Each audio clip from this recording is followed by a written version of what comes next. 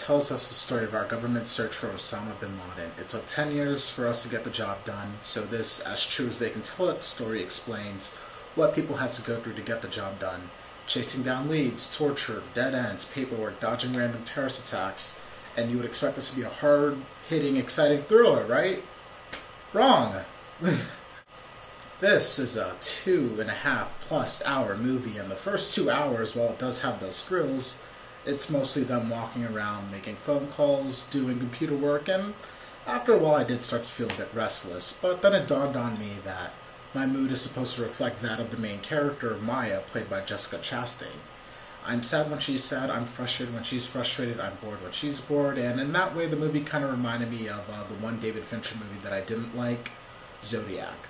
Because you're taking me on this really lengthy journey with this character obsessed with catching someone, except unlike Zodiac, there's actually a payoff in this. So the fact that they actually found Bin Laden really helped this movie, because originally they were working on this movie before they even caught him, and I mentioned this to you because you have those people out there kind of feeling that they made this movie a little too soon, when in reality they were already working on it and it kind of just worked out that way.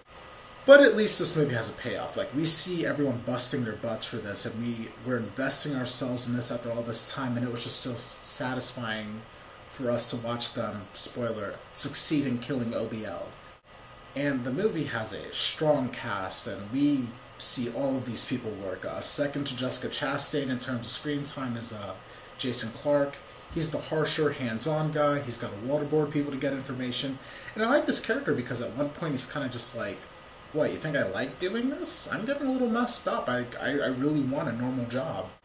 Other cast members include Mark Duplass, Kyle Chandler, and Mark Strong, who do office work, and I kind of like the hierarchy thing they had going on in there during those scenes.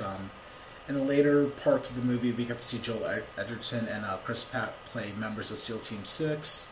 One criticism that I heard about the movie is that the characters aren't really well developed, and I'll say that's true for the side characters, but since we're primarily following Maya, I only cared to learn about her.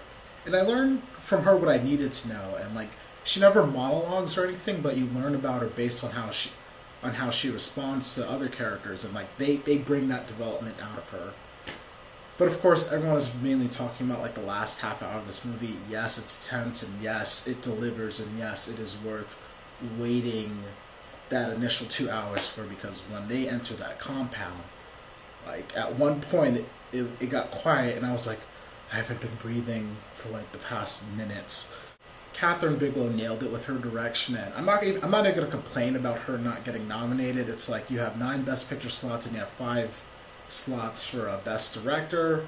Some people had to get cut. No one is ever going to not complain about Oscar noms, because everyone is always pushing for something different, so what's the point in giving the I lost faith in the Academy years ago speech every year? Regardless, Zero Dark 30 is one of the year's best movies.